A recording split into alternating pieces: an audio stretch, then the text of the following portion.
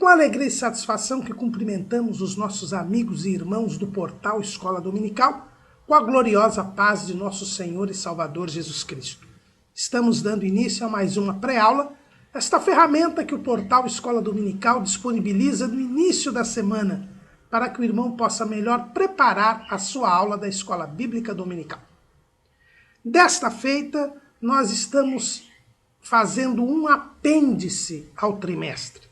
Os irmãos que nos acompanham sabem que, a título de complementação, sempre que estamos estudando um tema em que um ponto não foi abordado ou não foi esmiuçado, a título de colaboração, de contribuição, nós elaboramos um apêndice para esmiuçar ou para abordar aquele tema que, pela exiguidade do tempo, pela limitação do material, não foi tratado pelo comentarista do trimestre.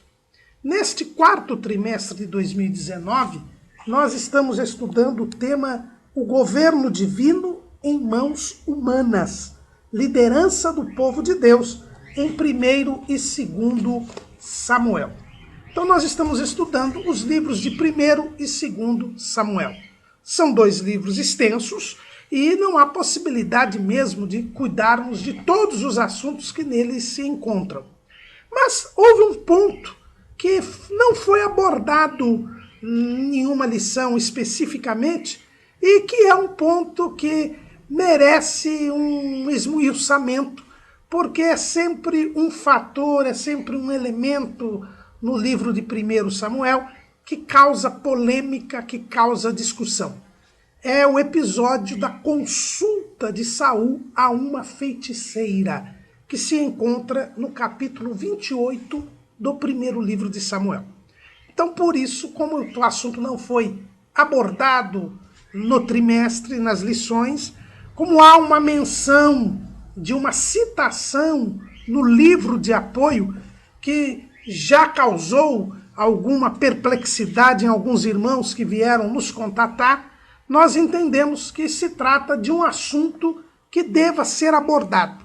Então nós iremos aqui fazer uma exposição a respeito desta consulta de Saul à feiticeira. Então é daí porque o título do nosso apêndice é Saul consulta uma feiticeira. E nós escolhemos para texto áureo Deuteronômio 18, capítulo 18, versículo 10. Entre ti se não achará quem faça passar pelo fogo o seu filho ou a sua filha, nem adivinhador, nem prognosticador, nem agoureiro, nem feiticeiro. Então os irmãos percebam aqui que a lei de Moisés ela é bem clara. Deus proibia práticas que eram práticas comuns das religiões dos habitantes primitivos da terra de Canaã.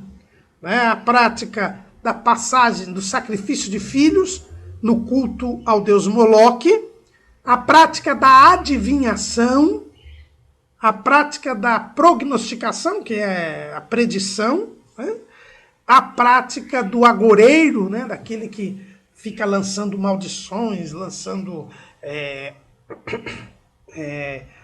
pragas sobre as pessoas. E a prática da feitiçaria. O que é a feitiçaria? A feitiçaria é a busca de manipulação das forças espirituais.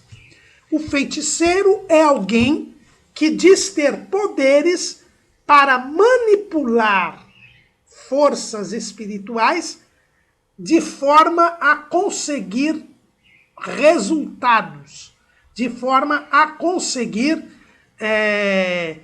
os objetivos que alguém pretenda ter. Então, feiticeiro é alguém que diz ter acesso ao mundo espiritual, a forças espirituais e poder manipulá-las, poder controlá-las de maneira a obter certos resultados.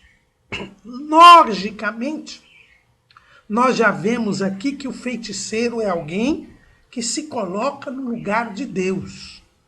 Porque o único que tem poder sobre as forças espirituais é Deus. Deus tem todo o poder. Ele é onipotente, ele é poderoso e ele está acima de forças espirituais.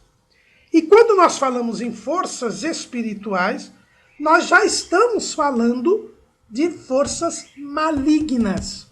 Por quê? Porque quais são os seres espirituais que nós temos? Deus é espírito. O próprio Jesus disse isso lá em João, no capítulo 4, na sua conversa com a mulher samaritana. Jesus diz o seguinte, capítulo 4, versículo 24. Deus é espírito, e importa que os que o adorem em espírito e em verdade. Então Deus é espírito. Além de Deus, também são espíritos os anjos. Os anjos são espíritos. Você encontra isso lá na Epístola aos Hebreus, capítulo 1, versículo 14. Não são, porventura, todos eles, os anjos, espíritos ministradores, enviados para servir a favor daqueles que hão de herdar a salvação? Então a Bíblia diz que os anjos são espíritos. Então quando nós falamos em forças espirituais, nós falamos do poder de Deus e nós falamos dos poderes dos anjos, porque os anjos são seres poderosos. É o que o irmão encontra no Salmo de número 103. No Salmo de número 103, você encontra o seguinte, Salmo de número 103, versículo 20. Bendizei ao Senhor anjos seus, magníficos em poder, que cumpris as suas ordens, obedecendo à voz da sua palavra. Então os anjos são magníficos em poder. Ocorre, e nós sabemos disso, que 1/3 dos anjos se rebelou contra Deus, seguindo a rebelião de Satanás, que quis ser igual a Deus, quis ser maior que Deus, quis ocupar o lugar de Deus. Estes anjos caíram, pecaram e, portanto, foram expulsos da glória de Deus. Esses anjos maus, eles estão em rebeldia contra o Senhor. Mantêm-se poderosos. A Bíblia diz que eles têm força, eles têm poder. Foi o que disse o Senhor Jesus lá em Lucas, no Evangelho que escreveu Lucas, capítulo 10, versículo 19. Eis que vos dou poder para pisar serpentes e escorpiões e toda a força do inimigo, e nada vos fará dano algum. Então os irmãos percebam que Jesus diz que o inimigo tem força, né? Tem poder.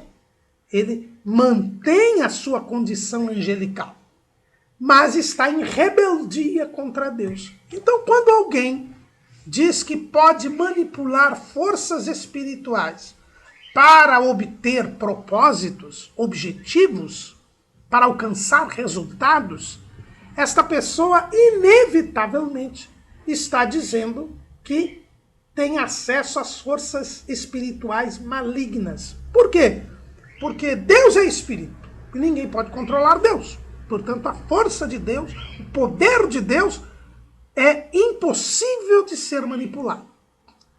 Já os anjos fiéis a Deus, a Bíblia diz que eles são espíritos ministradores a favor daqueles que hão de herdar a salvação.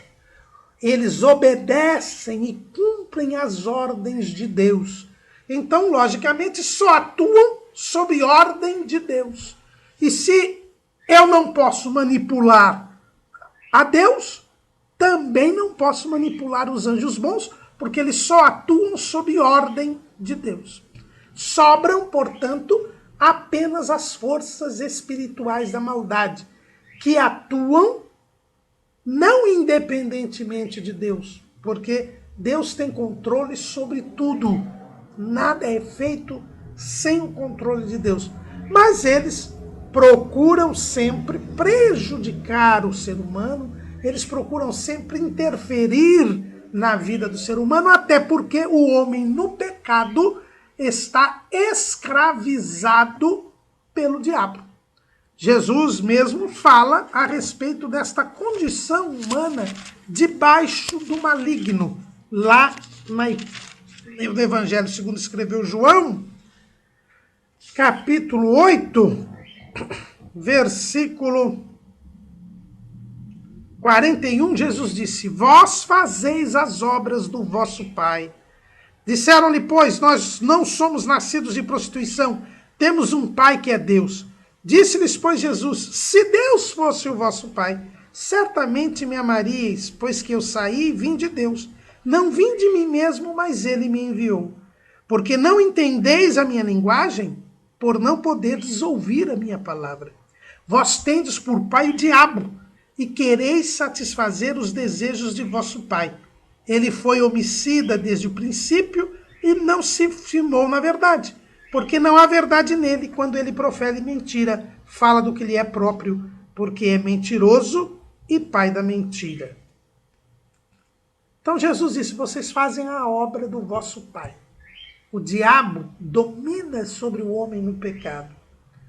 O homem está escravizado. O próprio Jesus disse, ainda nesse capítulo 8, agora no versículo 34, respondeu-lhes Jesus, em verdade vos digo, que todo aquele que comete pecado é servo do pecado. Ora, o servo não fica para sempre em casa, o filho fica para sempre. Se, pois, o filho vos libertar, verdadeiramente sereis livres. Jesus diz que o homem, ele é escravo do pecado, ele está escravizado pelo diabo e faz a vontade do diabo. Então, estas forças espirituais são malignas e elas dominam o homem. E o feiticeiro é alguém que se arroga o poder de manipular estas forças. E, na verdade, ele não manipula estas forças, é uma mentira. É mais uma mentira do diabo. O diabo, ele domina o mundo, o maligno, esse sistema maligno, e as forças espirituais malignas são elas que atuam quando invocadas por um feiticeiro. Porque o feiticeiro só pode invocar as forças malignas. E ele mente, dizendo controlar estas forças, ter um certo controle sobre elas, para alcançar algum objetivo, algum resultado. Mas, na verdade, ele é um escravo destas mesmas forças. E estas forças mentirosas, porque são malignas, elas atuam de forma a iludir aquele que as invocou, aquele que as procurou, enganando também aquele que acha que tem poder de manipulá-las. Então, quando eu tenho um feiticeiro, o feiticeiro é aquele que diz manipular forças espirituais para alcançar objetivos. Mas, na verdade, primeiro, estas forças espirituais sempre serão forças espirituais malignas. Segundo, é mentira que essas forças sejam manipuladas pelo feiticeiro. Na verdade, estas forças é que manipulam tanto o feiticeiro como aquele que acredita no feiticeiro e busca, através do feiticeiro, o acesso a estas forças espirituais. Por que nós estamos a dizer isso? Porque nós vemos, então, que quando eu tenho um feiticeiro, eu tenho sempre a manipulação de forças espirituais malignas. Não há outra forma, como os irmãos podem bem aqui observar. Pois bem, o capítulo 28 do primeiro livro de Samuel, ele nos conta que os filisteus se ajuntaram para uma guerra contra Israel. Saul já tinha 40 anos de reinado. Esses 40 anos não são mencionados nem no primeiro livro de Samuel. O livro de Samuel não diz o tempo do reinado de Saul. Mas no livro de Atos dos Apóstolos é mencionado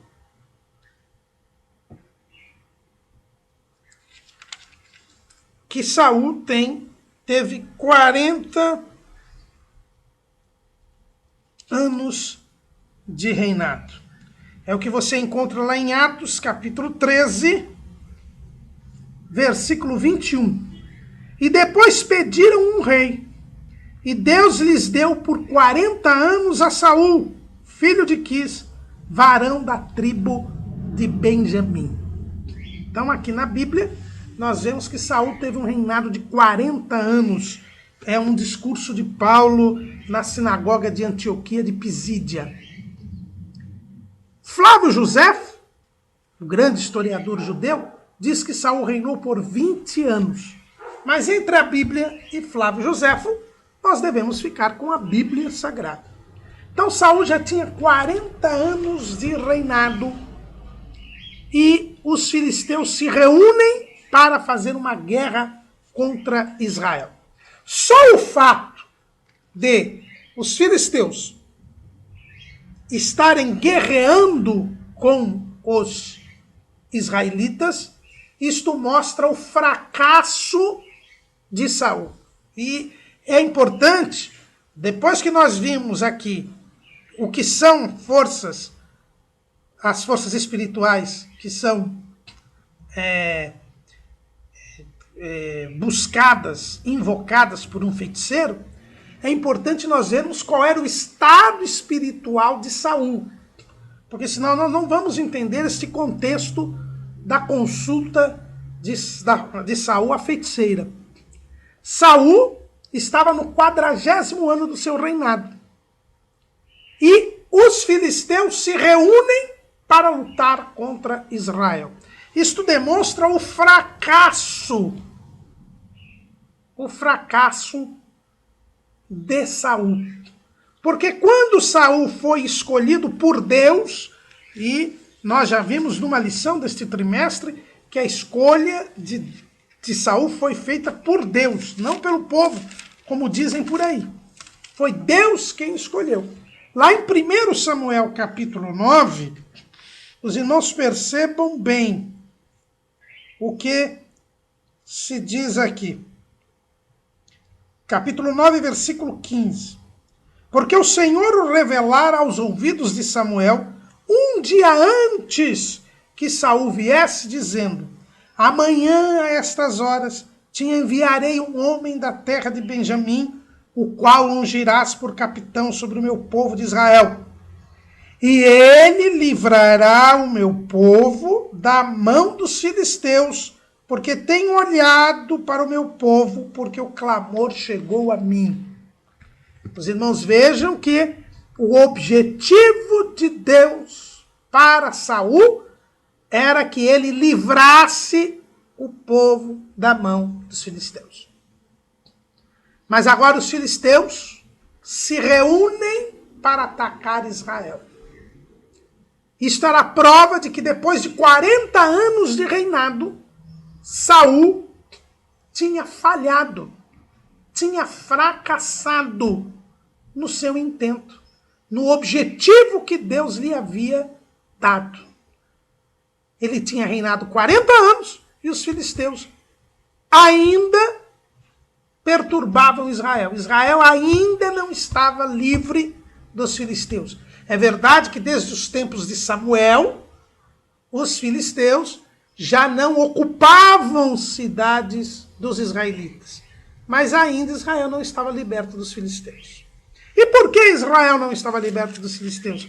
Porque Saul tinha sido rejeitado por Deus. Saul havia sido rejeitado por Deus. Justamente quando ele se preparava para lutar contra os filisteus, ele não aguarda Samuel chegar e faz o sacrifício antes da batalha, porque os seus soldados estavam indo embora, e ele então é rejeitado. É o que os irmãos veem ali em 1 Samuel, capítulo 13.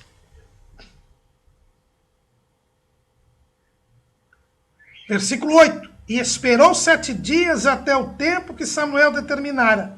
Não vindo, porém, Samuel a Gilgal, o povo se espalhava dele. Então disse Saul: trazei-me aqui um holocausto e ofertas pacíficas. E ofereceu o holocausto. E sucedeu que, acabando ele de oferecer o holocausto, eis que Samuel chegou. E Saul lhe saiu ao encontro para o saudar. Então disse Samuel: o que fizeste? Disse Saul: porquanto via que o povo se espalhava de mim, e tu não vinhas nos dias aprazados, e os filisteus já se tinham ajuntado em Miquimás, eu disse: agora descerão os filisteus sobre mim a Gilgal, e ainda a face do Senhor não orei. E forcei-me e ofereci holocausto. Então disse Samuel a Saul: agiste neciamente, e não guardaste o mandamento que o Senhor teu Deus te ordenou, porque agora o Senhor teria confirmado o teu reino sobre Israel para sempre. Porém agora não subsistirá o teu reino.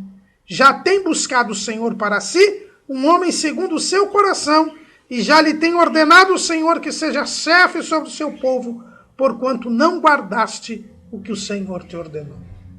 Então os irmãos vejam que naquele mesmo dia que ele iria enfrentar os filisteus, e ele não espera Samuel para sacrificar, e sacrifica, violando a lei, porque ele não era sacerdote, ele perde, ele é rejeitado por Deus. E, consequentemente, ele não podia mais livrar os filisteus, a Israel dos filisteus. Ele não poderia mais. Então, o momento em que os filisteus se reúnem para lutar contra Israel é uma demonstração cabal da rejeição de Deus em relação a Saul. A rejeição de Saul por Deus. Agora fica demonstrado aqui. Então, irmãos, Saul é um homem rejeitado. Esta guerra contra os filisteus era a prova indelével da rejeição de Saul por Deus. Desde esta rejeição, Deus lhe deu uma nova chance, mandando que ele destruísse os amalequitas, e mais uma vez Saul é rejeitado. E aí, quando Saul desobedece a Deus pela segunda vez, aí começa a descida espiritual de Saul. Os irmãos se lembram que quando Saul foi escolhido e foi ungido rei por Samuel, o Espírito Santo se apoderou dele. Está lá em 1 Samuel, no capítulo 9. Então tomou, aliás, capítulo 10. Então tomou Samuel um vaso de azeite, e lhe o derramou sobre a cabeça e o beijou. Disse: porventura te não tem ungido o Senhor por capitão sobre a sua herdade? Partindo-te hoje de mim, acharás 2 homens junto ao sepulcro de Raquel, no termo de Benjamim e Zelza, os quais te dirão: acharam-se as jumentas que fosse buscar, e eis que já o teu pai deixou o negócio das jumentas e anda aflito por causa de vós, dizendo: que farei eu por meu filho? Versículo 6. E o Espírito do Senhor se apoderará de ti, e profetizarás com eles, e te mudarás em outro homem. E o versículo 9 diz: sucedeu, pois, que virando ele as costas para partir de Samuel, Deus lhe mudou o coração em outro, E todos aqueles sinais aconteceram aquele mesmo dia. Saul foi apoderado pelo Espírito Santo. O Espírito Santo não habitou em Saul, porque nós estamos ainda na dispensação da lei. Mas ele se apoderou de Saul. Mas quando ele é rejeitado, o Espírito Santo abandona Saul.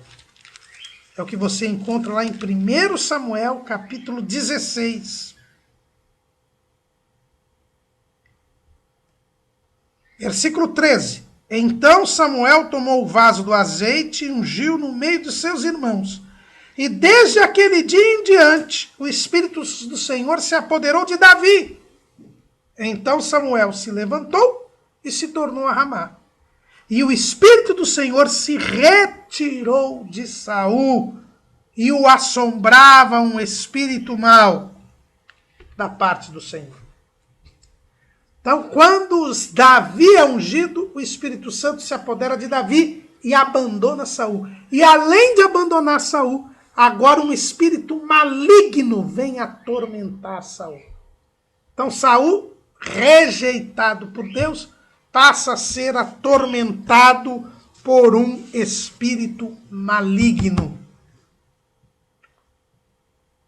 E Saul, então, passa a ser perturbado por um espírito maligno.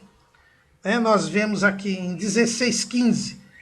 Então os criados de Saul lhe disseram: eis que agora um espírito mau da parte do Senhor te assombra.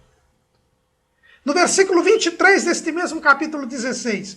E sucedia que quando o espírito mau da parte de Deus vinha sobre Saul, Davi tomava a harpa e a tocava com a sua mão. Então Saul sentia alívio e se achava melhor, e o espírito mau se retirava dele. Capítulo 18, versículo 10 de 1 Samuel. E aconteceu ao outro dia que o mau espírito da parte de Deus se apoderou de Saul e profetizava no meio da casa. E Davi tangia a harpa com a sua mão, como de dia em dia. Saul, porém, tinha na mão uma lança. E Saul atirou com a lança, dizendo: encravarei a Davi na parede. Porém, Davi se desviou dele por 2 vezes. Então, os irmãos percebam que o espírito mau vai dominando cada vez mais Saul. Antes, ele era atormentado, Davi tocava a harpa, saía. Dessa vez, aqui no capítulo 18, Davi tocou a harpa e o espírito não saiu e ele tentou encravar a Davi na parede. Saul era um homem rejeitado por Deus. Perdeu a unção do Espírito Santo e agora era atormentado por um espírito maligno. E nós vamos vendo a descida espiritual de Saul. A cada momento, nesta sequência do livro de 1 Samuel, nós vamos vendo a queda espiritual de Saul. Aquilo que eu chamei aqui, a crescente insensibilização espiritual de Saul. Saul, irmãos, vai se tornando um homem espiritualmente insensível. Ele começa a querer matar Davi. Ele percebe que Davi é o homem que Deus escolheu para ficar no seu lugar. E então ele se coloca contra a vontade de Deus. Ele era um rebelde. Os irmãos se lembram que no episódio lá dos Amalequitas, o profeta Samuel diz que ele havia cometido o pecado de rebelião. Veja lá, 1 Samuel, capítulo 15, versículo 22. Porém Samuel disse: tem porventura o Senhor tanto prazer em holocaustos e sacrifícios, como que se obedeça a palavra do Senhor? Eis que o obedecer é melhor do que o sacrificar, e o atender melhor do que a gordura de cardeiros. Porque a rebelião é como o pecado de feitiçaria, e o porfiar é como iniquidade e idolatria. Porquanto tu rejeitaste a palavra do Senhor, ele também te rejeitou a ti, para que não sejas rei. Saul se coloca contra a vontade do Senhor. Saul começa a lutar contra Deus. E vai se distanciando cada vez mais de Deus.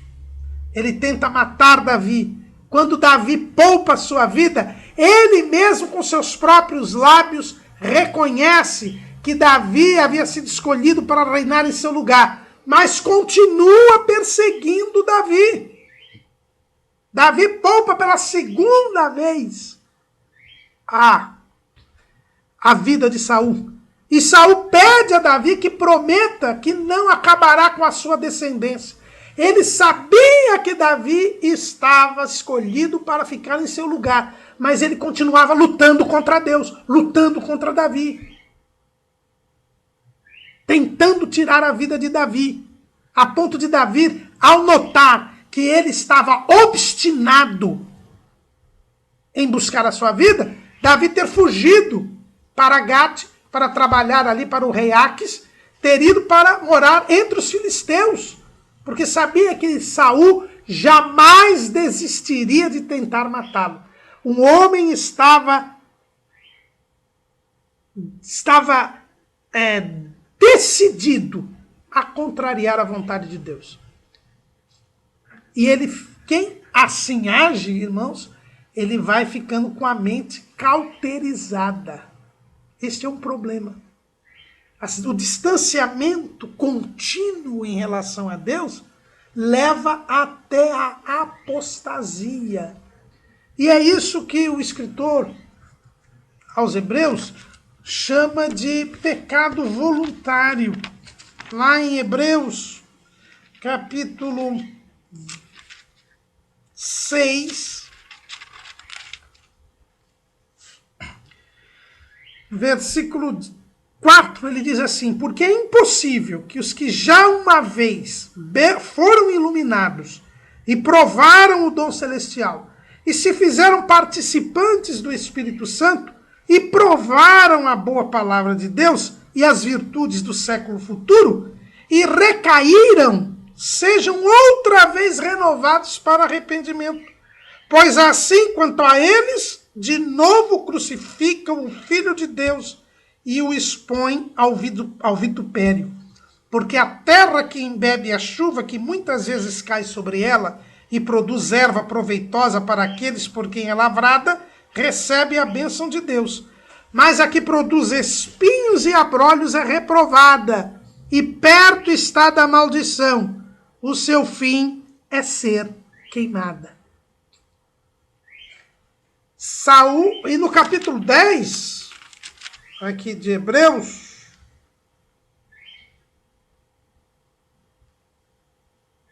capítulo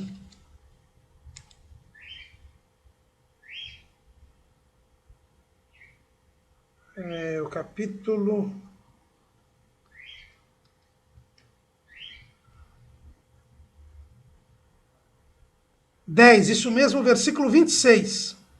Porque se pecarmos voluntariamente, depois de termos recebido o conhecimento da verdade, já não resta mais sacrifício pelos pecados, mas uma certa expectação horrível de juízo e ardor de fogo que há de devorar os adversários.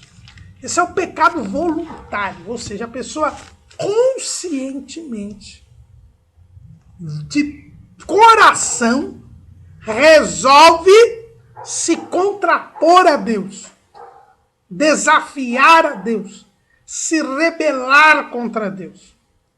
Quando nós chegamos neste estágio, já não resta mais sacrifício pelos pecados. Se alguém tivesse a mão levantada, pecasse de mão levantada, nem no tempo da lei era permitido que era aceito o seu sacrifício. Era aceito o seu sacrifício. Lá na lei é dito que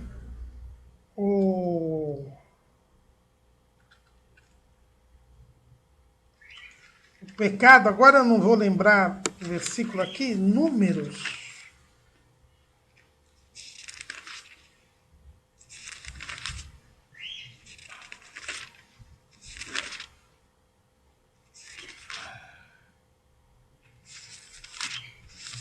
Acho que é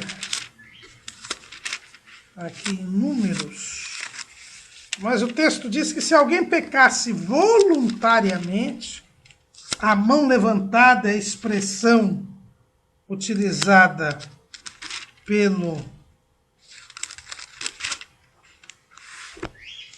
por Moisés aqui, eles não poderiam, o sacrifício não era aceito. Simplesmente, o sacrifício não era aceito. Eu não encontro aqui, mas os irmãos podem fazer esta pesquisa e os irmãos verão que não havia possibilidade de ser aceito o sacrifício.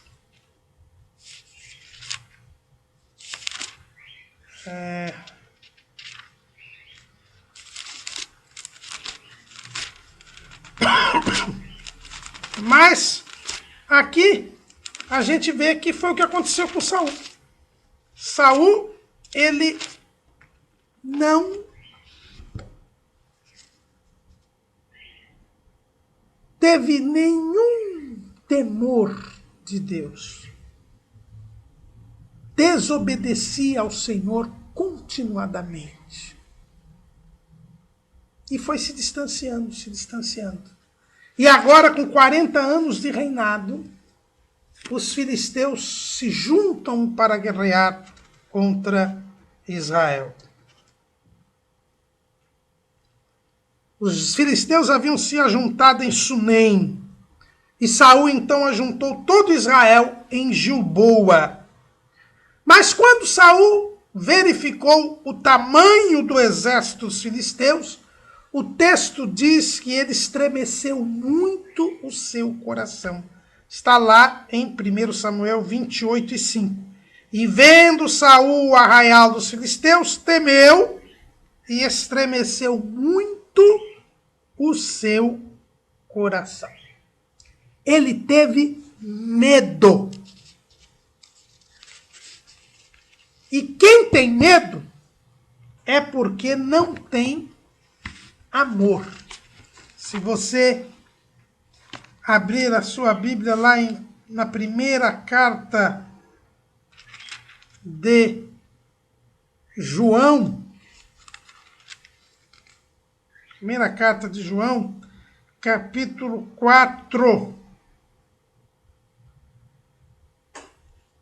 no versículo 18, no amor não há temor. Antes o perfeito amor lança fora o temor, porque o temor tem consigo a pena, e o que teme não é perfeito em amor. Esse temor aqui é o medo. Não o temor reverência, o temor obediência. Quem tem medo é porque não ama a Deus. E não ama a Deus porque não guarda a sua palavra. Porque quem guarda a palavra de Deus é porque ama a Deus. E Saul era alguém que tinha se rebelado contra Deus. De forma voluntária, de forma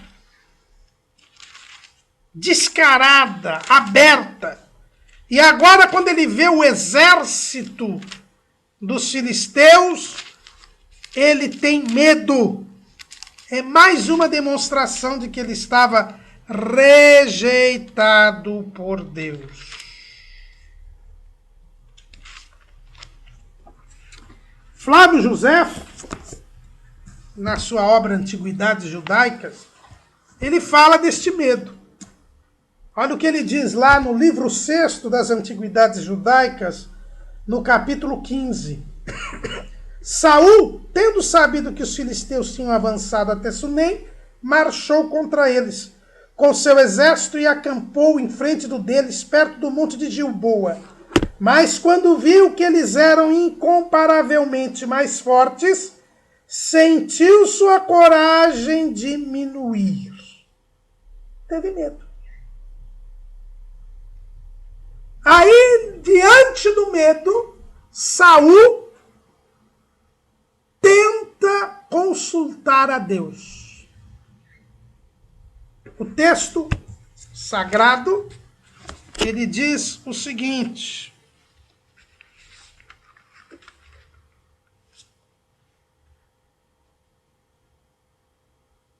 e perguntou Saul ao Senhor, porém o Senhor lhe não respondeu, nem por sonhos, nem por Urim, nem por profetas.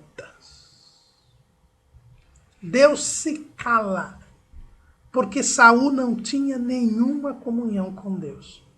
Saul arrogantemente vai consultar a Deus, achando que Deus estava ao seu serviço, apesar de toda a rebelião que ele havia se demonstrado. Veja bem, se ele tivesse se arrependido, pedido perdão a Deus, reconhecido os seus pecados e pedido a Deus misericórdia, mas ele era incapaz de se arrepender, ele havia ultrapassado o limite. Ele não tinha arrependimento e achava que Deus tinha que estar à sua disposição. Deus não lhe falou por sonhos, nem por visões, nem por profetas, nem pelo Urim e Tumim. Aquelas pedras que ficavam ali no peitoral do sumo sacerdote e que o sumo sacerdote consultava a Deus e Deus lhe dava uma direção.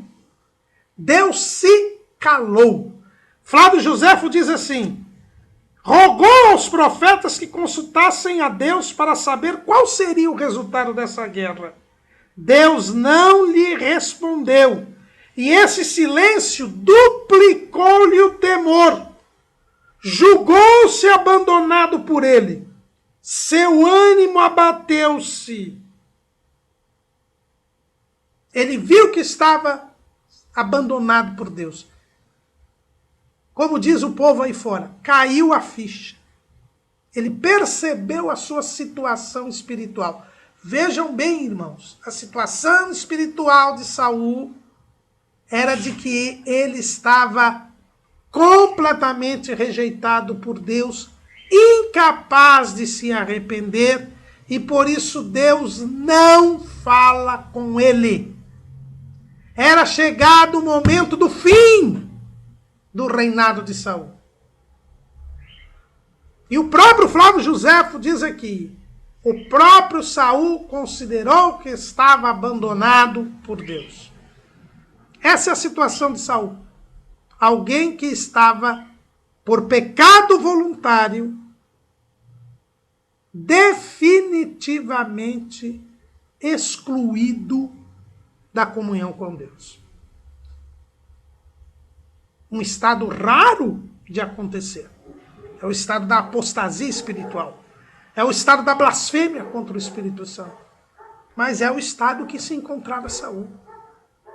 Conforme o próprio Deus diz através do profeta Natã, anos depois, lá em 2 Samuel, capítulo 7, versículo 15. Mas a minha benignidade se não apartará dele, como a tirei de Saul, a quem tirei de diante de ti.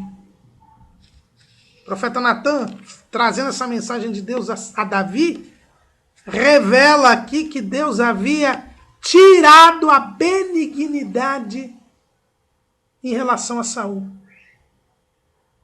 que é a benignidade? É querer bem. Deus tirou o querer bem, o bem-querer de Saul. Porque Deus é ruim? Porque Deus faz acepção de pessoas? Não. Porque Saul deliberadamente não quis mais saber de Deus. Voluntariamente se levantou contra Deus. Insistiu, persistiu em se rebelar contra Deus.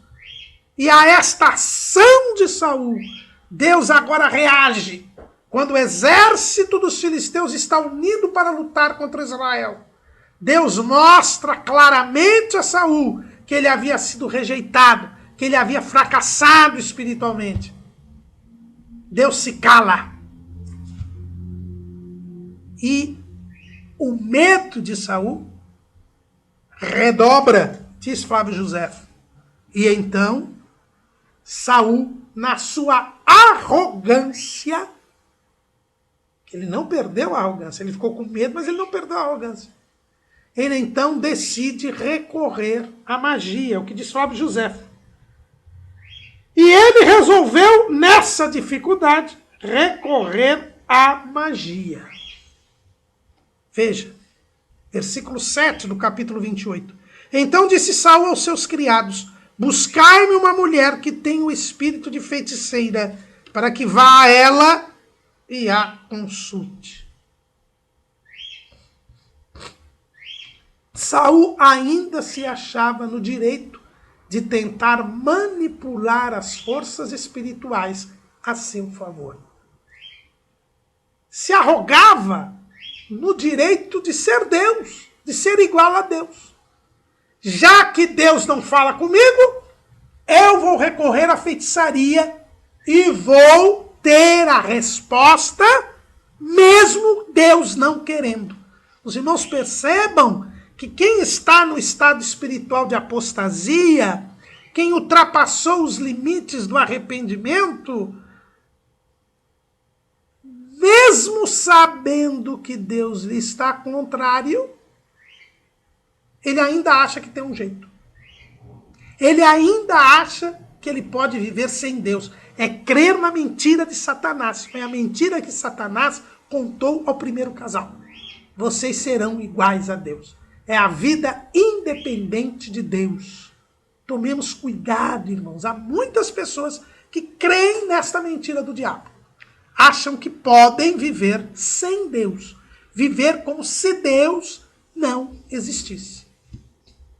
E Saul, então, manda que se procure uma feiticeira, porque ele queria consultá-la. E os seus criados disseram que em Endor havia uma mulher que tinha o espírito de adivinhar. Aí a Bíblia diz que Saul se disfarçou e vestiu outras vestes. E foi com ele 2 homens, e de noite vieram a mulher. Saul sabia que estava violando a lei. Em Deuteronômio, capítulo 18, versículo 11, versículo depois do texto que nós escolhemos como textuário, diz assim: nem encantador de encantamentos, nem quem consulte um espírito adivinhante, nem mágico, nem quem consulte os mortos.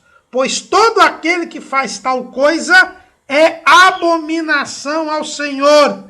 E por estas abominações o Senhor teu Deus as lança fora de diante de ti. Perfeito serás como ao Senhor teu Deus. Porque estas nações que has de possuir ouvem os prognosticadores e os adivinhadores. Porém a ti o Senhor teu Deus não permitiu tal coisa.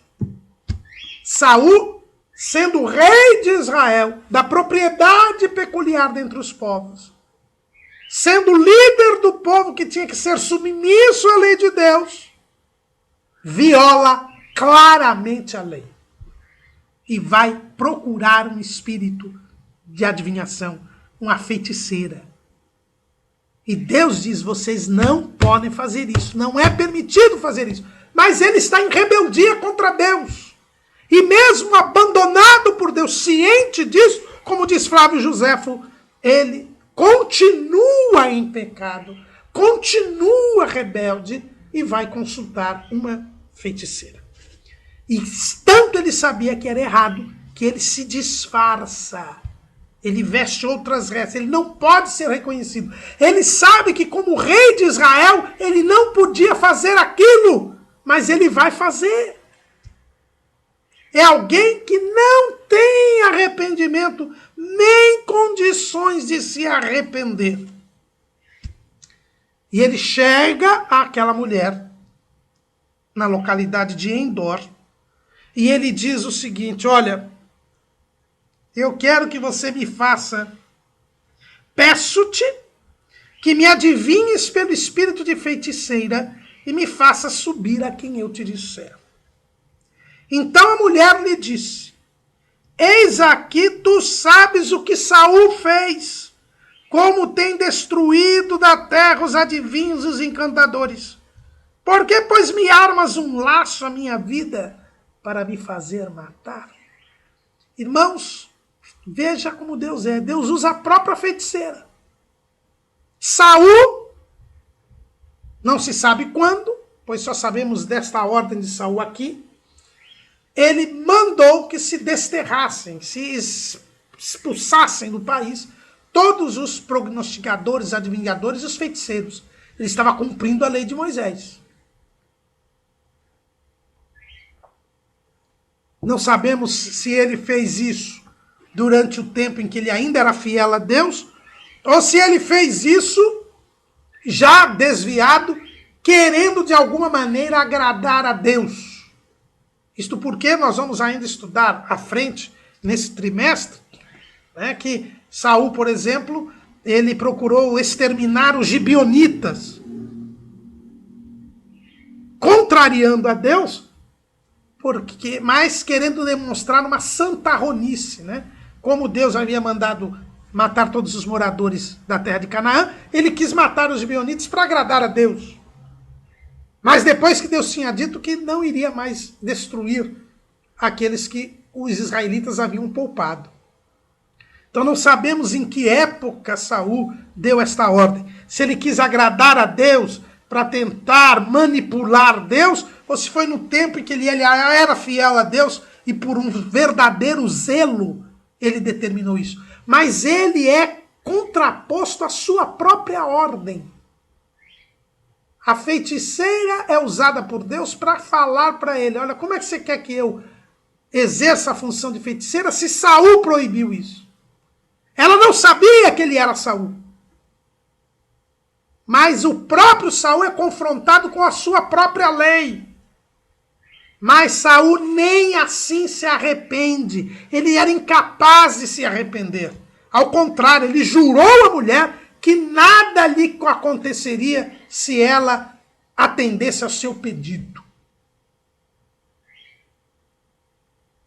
Ele é contraposto contra suas próprias palavras.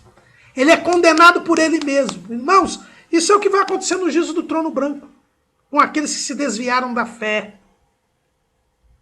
Eles serão contrapostos pelas próprias demonstrações do tempo em que eles eram fiéis a Deus. Quantos pregadores, quantos servos de Deus no juízo do trono branco serão contrapostos pelos seus próprios ensinos, pelas suas próprias palavras, serão condenados por si mesmos.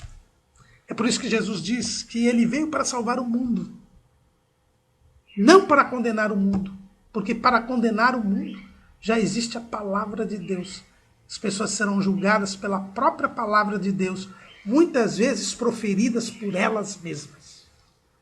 Aquela mulher contrapõe a Saul o seu próprio decreto.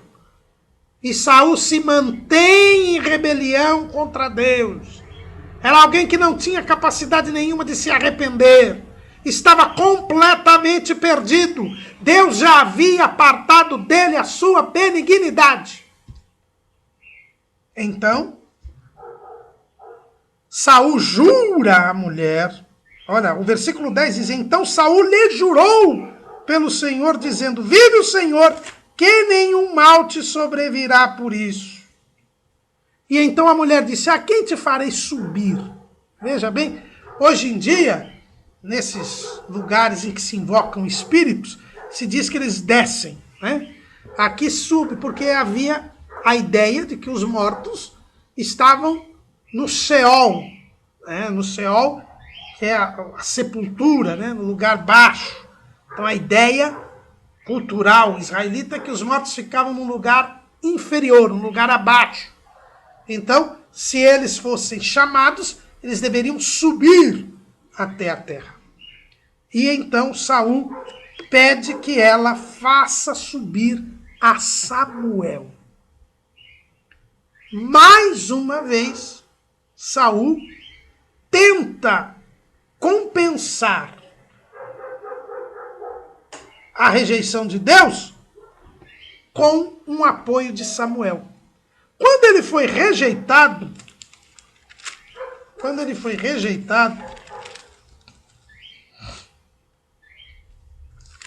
lá no capítulo 18, ele tentou agradar Samuel. Aliás, capítulo 15, ele tentou agradar a Samuel. Então disse Saul a Samuel, 15 e 24, pequei, porquanto tenho traspassado o dito do Senhor e as tuas palavras, porque temi o povo e dei ouvidos à sua voz. Agora, pois, te rogo, perdoa-me o meu pecado e volta comigo para que adore o Senhor. Porém Samuel disse a Saul, não tornarei contigo, porquanto rejeitaste a palavra do Senhor, já te rejeitou o Senhor, para que não sejas rei sobre Israel. E virando-se Samuel para se ir, ele lhe pegou pela borda da capa e a rasgou. Então Samuel lhe disse, o Senhor tem rasgado de ti hoje o reino de Israel e o tem dado ao teu próximo melhor do que tu. E também aquele que é a força de Israel não mente nem se arrepende, porquanto não é um homem para que se arrependa.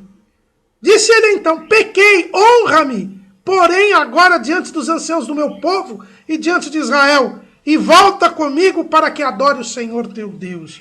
Então Samuel se tornou atrás de Saul, e Saul adorou ao Senhor. E o versículo 35 diz, e nunca mais viu Samuel a Saul até o dia da sua morte, porque Samuel teve dó de Saul. Irmãos, já na rejeição, Saul quis manter as aparências.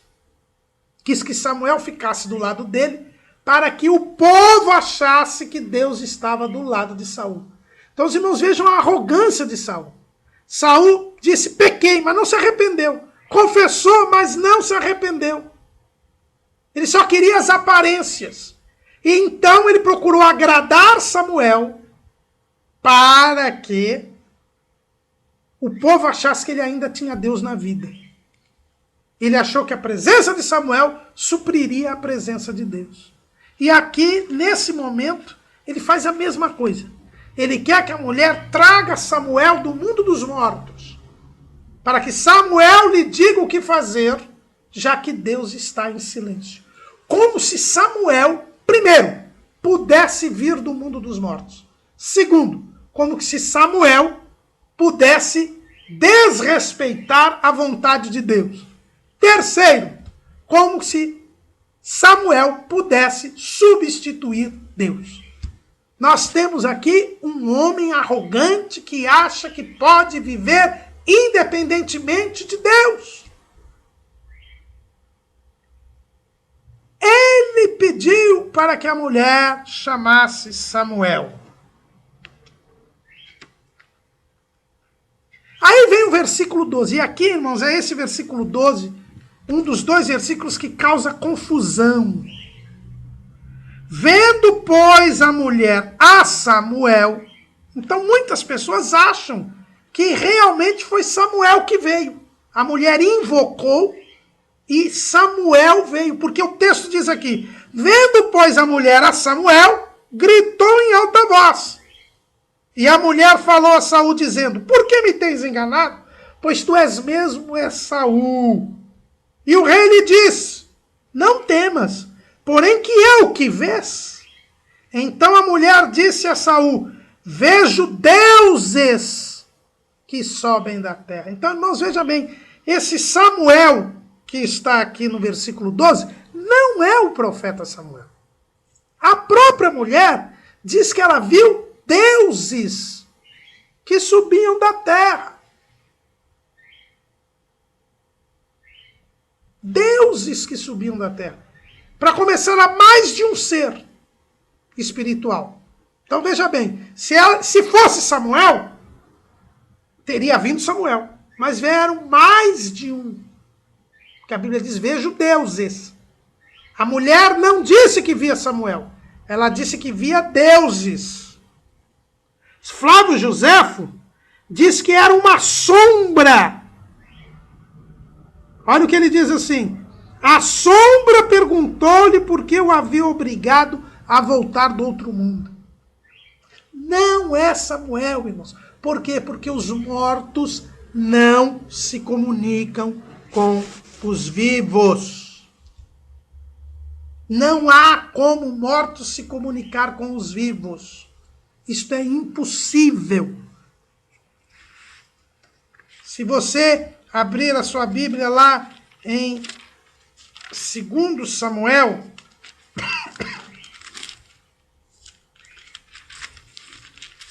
capítulo 12, versículo 18. E sucedeu que ao 7º dia morreu a criança, e temiam os servos de Davi dizer-lhe que a criança era morta, porque dizia, eis que sendo a criança ainda viva lhe falávamos, porém não dava ouvidos à nossa voz, como pois lhe diremos que a criança é morta? Porque mais mal lhe faria. Viu, porém, Davi que seus servos falavam baixo, e entendeu Davi que a criança era morta, pelo que disse a seus servos, é morta a criança? E eles disseram, é morta. Então Davi se levantou da terra e se lavou e se ungiu, e mudou de vestes e entrou na casa do Senhor e adorou. Então veio à sua casa e pediu pão, e lhe puseram pão e comeu. E disseram aos seus servos, que é isso que fizestes? Pela criança viva jejuaste e choraste. Porém, depois que morreu a criança, te levantaste e comeste pão. E disse ele, vivendo ainda a criança, jejuei e chorei, porque dizia, quem sabe se o Senhor compadecerá de mim e vive a criança? Porém, agora que é morta, por que jejuaria eu agora? Poderei eu fazê-la mais voltar? Eu irei a ela, porém ela não voltará para mim. Davi deixa bem claro isso. Os mortos não voltam ao mundo dos vivos. Mas nós vivos vamos para o mundo dos mortos, se morrermos. O profeta Isaías também fala sobre isto. Capítulo 8, versículo 19. Quando vos disserem, consultai os que têm espíritos familiares e os adivinhos, que chilreiam e murmuram entre dentes, não recorrerá um povo ao seu Deus? A favor dos vivos, interrogar-se-ão os mortos, à lei e ao testemunho. Se eles não falarem segundo esta palavra, nunca verão a alva. Nós devemos consultar a palavra de Deus, a lei e o seu testemunho. Se eles não falarem conosco, se Deus não falar conosco, não serão os mortos que falarão. Não se pode interrogar os mortos a favor dos vivos, porque não há comunicação entre os vivos e os mortos. É o que Jesus também ensina na história do rico e Lázaro. Não é parábola, é uma história que Jesus contou. Porque ele começa dizendo, ora, havia um homem rico, e vestido de púrpura e de linho finíssimo, e vivia todos os dias regalada e esplendidamente. Havia também um certo mendigo chamado Lázaro. Quando Jesus dá o nome, é porque era uma história, era um fato real. E ele diz o quê?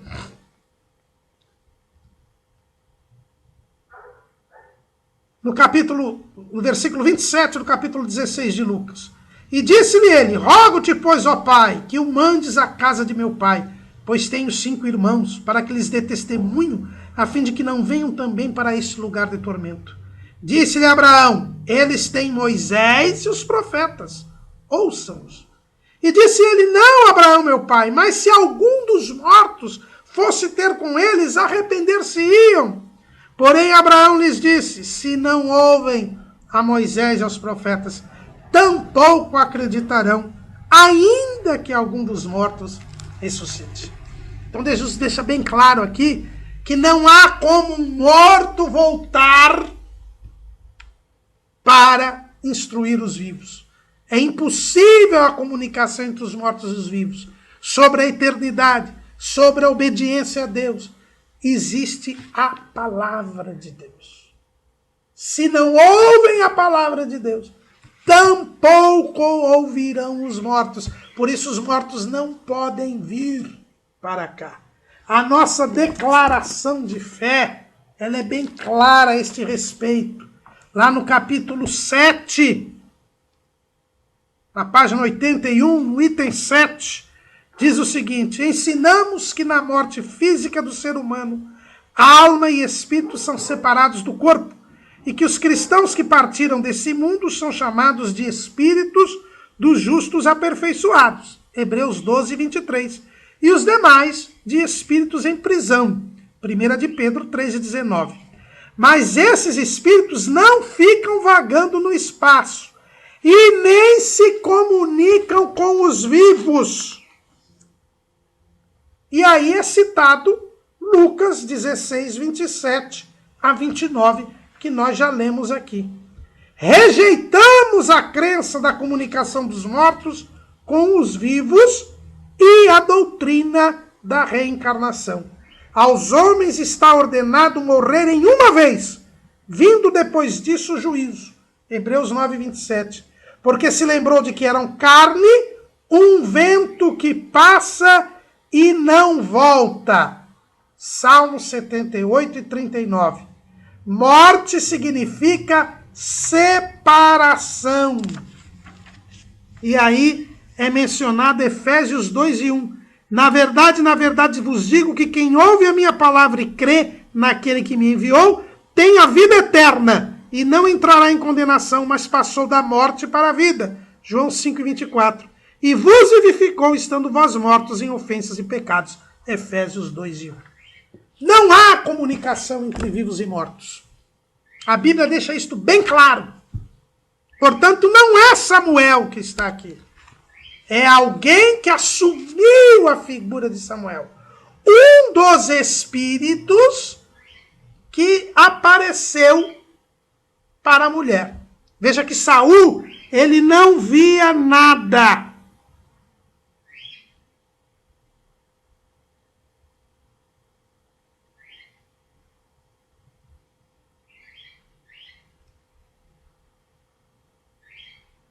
E quando a mulher disse que via Deus subindo, o que nós vemos? E lhe disse, quer dizer, e Saul lhe disse, como é a sua figura? E disse ela, vem subindo um homem ancião e está envolto numa capa. Olha o texto aqui. Entendendo Samuel, entendendo Saul que era Samuel, inclinou-se com o rosto em terra e se prostrou. Então o texto, irmãos, é bem claro. Não era Samuel. Esse Samuel do versículo 12 é a figura de Samuel. E o texto mesmo diz que foi Saul que entendeu que era Samuel. Nem a mulher disse que era Samuel. A mulher disse que eram deuses. E então Saul entendeu que era Samuel. Então não é Samuel. No versículo 16, de novo diz, então disse Samuel.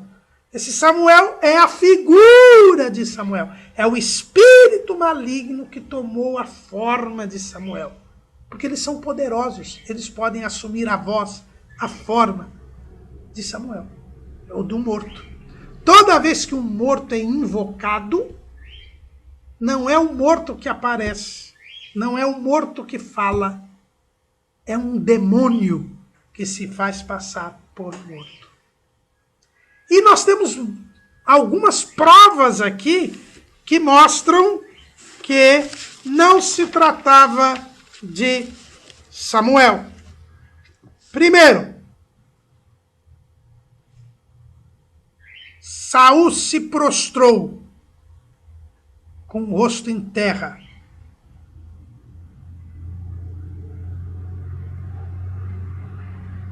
E aquele ser aceitou esta adoração. Foi um ato de adoração. Samuel jamais aceitaria uma adoração, porque ele era um homem de Deus, um homem fiel a Deus. Se fosse Samuel, ele não aceitava adoração.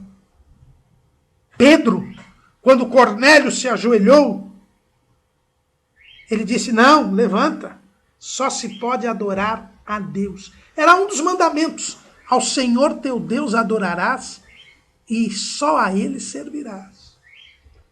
O anjo que revelou, que trouxe a revelação do Apocalipse, quando João se prostrou, o anjo disse, não faças tal, adora a Deus. Agora, o demônio quer ser adorado. Ele disse para Jesus, tudo isso te darei se prostrado me adorares. Então, esse ser aqui, ao aceitar a adoração de Saul, revela que não era Samuel, era um demônio. Pois são os demônios que querem ser adorados. Então, esse é o primeiro ponto. Segundo, a mensagem que aquele ser deu-se a Saul. O que ele disse? Primeira coisa, que Samuel, o versículo 15 diz Samuel, quer dizer, não é Samuel, é o demônio se fazendo passar por Samuel. Disse a Saul, por que me desinquietaste, fazendo-me subir? Qual é a ideia que este ser dá? De que o lugar dos mortos é um lugar de quietude, é um lugar de tranquilidade, o que não é verdade. Jesus, na história do rico e Lázaro, disse que no Hades há um lugar de tormento. O que a gente percebe é que esse ser está enganando Saul. Saul está com medo de morrer. E ele incentiva Saul a morrer. Por isso que Saul vai se suicidar. Porque ele foi estimulado por esse ser maligno. Dizendo, olha, em vez de você passar essa vida de tristeza, de tormento, quando você morre, você vai para um lugar tranquilo. Não é exatamente isso que o inimigo põe na cabeça das pessoas, principalmente nos dias de hoje, que está aumentando o número de suicídios. Mate-se que você terá tranquilidade, que tudo acabará. Mas Jesus disse que lá no Hades, onde ficam os espíritos em prisão, como nós lemos na declaração de fé, é um lugar de tormento. É um lugar de tormento, não é um lugar de tranquilidade. Ora, este ser está mentindo. Não pode ser o profeta Samuel, porque a Bíblia diz que Deus sempre falava por Samuel e não deixava nenhuma palavra sua cair em terra. Então não era Samuel.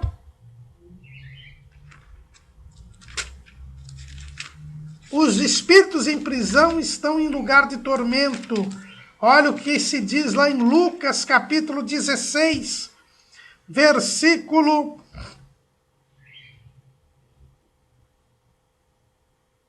23. E no Hades ergueu os olhos, estando em tormentos.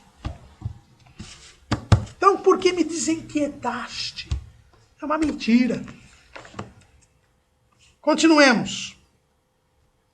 Fazendo-me subir, então disse Saul, muito angustiado estou, porque os filisteus guerreiam contra mim, e Deus se tem desviado de mim, e não me responde mais, nem pelo ministério dos profetas, nem por sonhos. Por isso te chamei a ti, para que me faça saber o que hei de fazer. Então disse Samuel, que não é Samuel, por que, pois, a mim me perguntas, visto que o Senhor te tem desamparado, e se tem feito teu inimigo? Outra mentira aqui. Não foi Deus que se fez inimigo de Saul. Foi Saul que se fez inimigo de Deus. E o fato dele falar que estava desamparado, veja bem, ele é um espírito maligno. Os demônios têm conhecimento das coisas espirituais. E o próprio Saul, diz Flávio José, sabia que tinha sido abandonado por Deus. Então aqui ele não descobriu nada, não revelou nada. Era uma obviedade. Porque o Senhor tem feito para contigo como pela minha boca te disse. E o Senhor tem rasgado o reino da tua mão e eu tenho dado ao teu companheiro Davi. Isso era algo que todo mundo sabia. O próprio Saul disse que Davi ia ficar no lugar dele. também não revelou nada. Como tu não deste ouvidos à voz do Senhor e não executaste o fervor da sua ira contra Amaleque, por isso o Senhor te fez hoje isso. E o Senhor entregará também a Israel contigo na mão dos filisteus. Até aí, irmãos, tranquilo. O próprio Saul sabia disso. Aquele silêncio era a demonstração do fim, da chegada do juízo a Saul. E amanhã tu e teus filhos estareis comigo. Foi Samuel mesmo. Porque ele profetizou e realmente no dia seguinte Saul se matou, morreu junto com seus filhos. Irmãos, isso aqui é evidente. Se tinha chegado a hora do juízo, era a morte.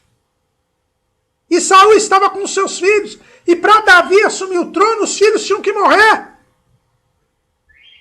E ele mentiu, esse espírito. Por quê? Por um motivo muito simples. Eles não estariam com Samuel, todos os filhos de Saul, nem Saul. Saul foi para o lugar de tormento. O Hades. Samuel estava no seio de Abraão, porque ele era um justo. Jonatas certamente foi para o seio de Abraão, porque ele era justo. Eles não ficariam no mesmo lugar, não. É o que Jesus fala lá de novo, na história do rico e Lázaro. Lucas capítulo 16, versículo 26. E além disso está posto um grande abismo entre nós e vós, de sorte que os que quisessem passar daqui para vós não poderiam, nem tampouco os de lá passar para cá. Havia um grande abismo entre o seio de Abraão e o Hades. Portanto, o que o suposto Samuel falou aqui não se cumpriu. Só que o que a Bíblia diz a respeito de Samuel? Capítulo 2 de 1 Samuel.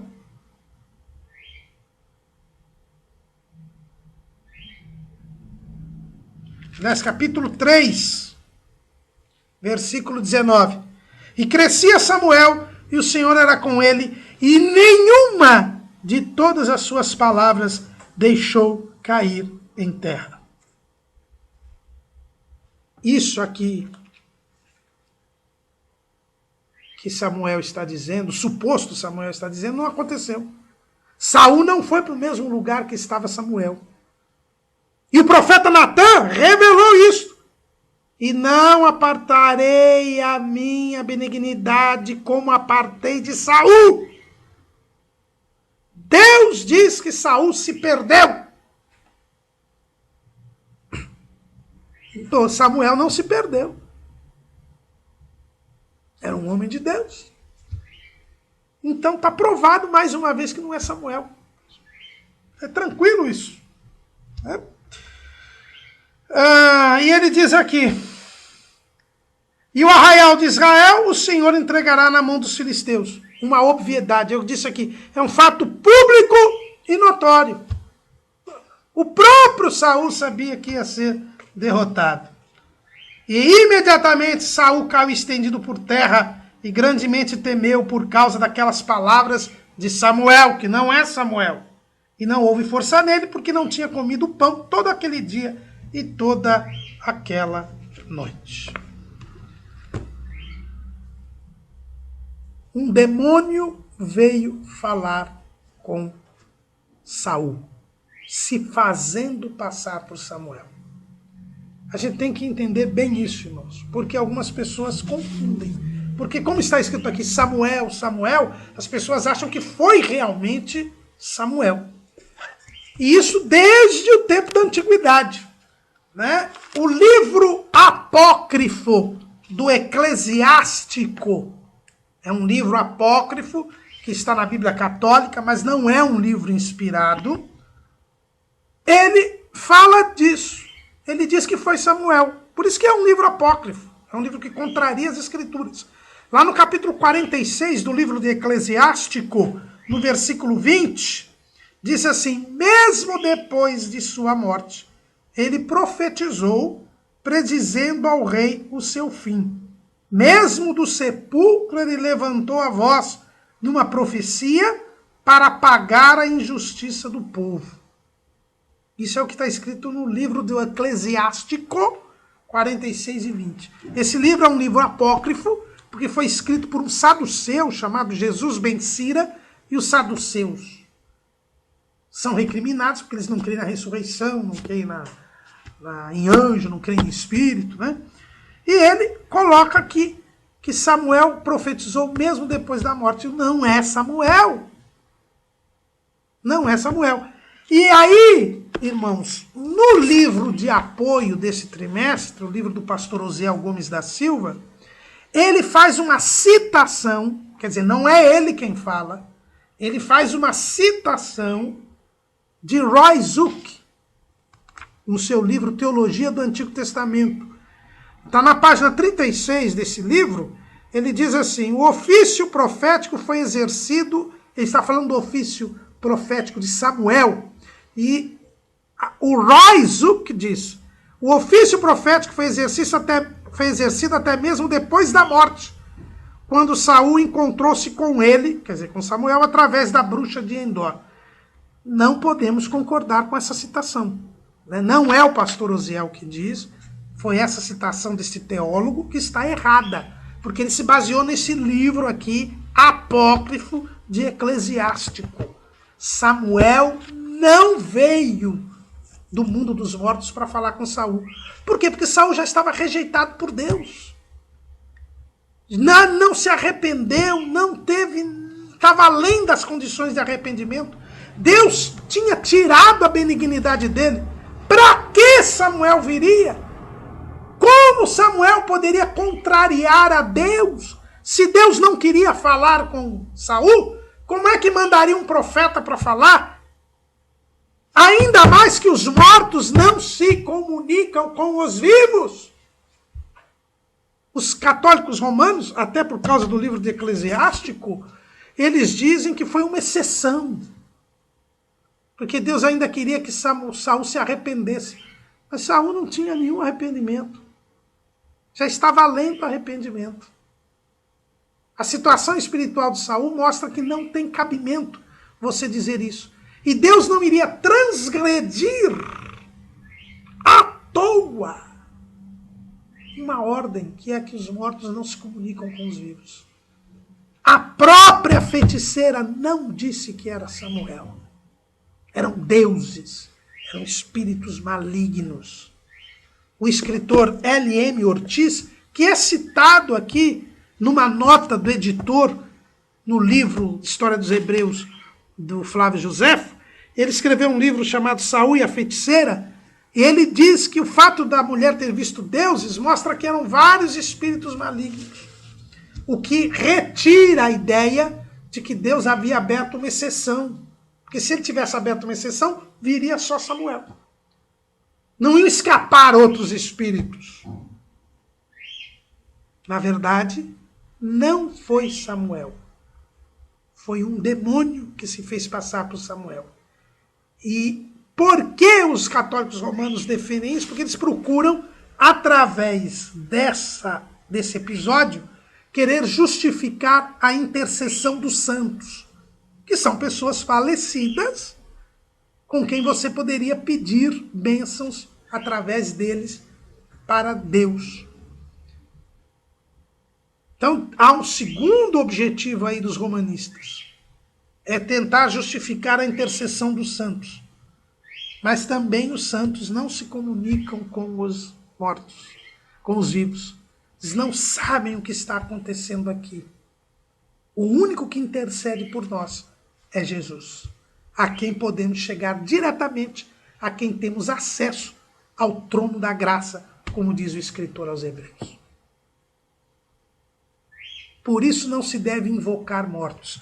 Nesse texto que nós lemos de Isaías, capítulo 8, ele fala dos espíritos familiares, né, que são esses demônios. Quando você invoca os mortos não podem se comunicar com você. Virão espíritos malignos, que são as únicas forças espirituais que podem ser manipuladas. Por isso, irmãos, não tenhamos nenhuma dúvida. Saul, completamente rejeitado por Deus, arrogante e incapaz de se arrepender, procurou forças espirituais que só poderiam ser malignas. Um demônio se fez passar por Samuel e enganou Saul, porque levou Saul ao suicídio. E ele se perde totalmente. E lembremos que não todos os filhos de Saul morreram naquela batalha. Sobrou um, Esbozete, que não tinha ido à batalha e que ainda reinou por 2 anos, até que Davi pudesse subir ao trono. Mais um erro deste falso Samuel. Por isso, irmãos, nunca se confunda. Saul consultou uma feiticeira, um demônio se fez passar por Samuel, mentiu e enganou Saul. E Saul acabou se matando. Amém.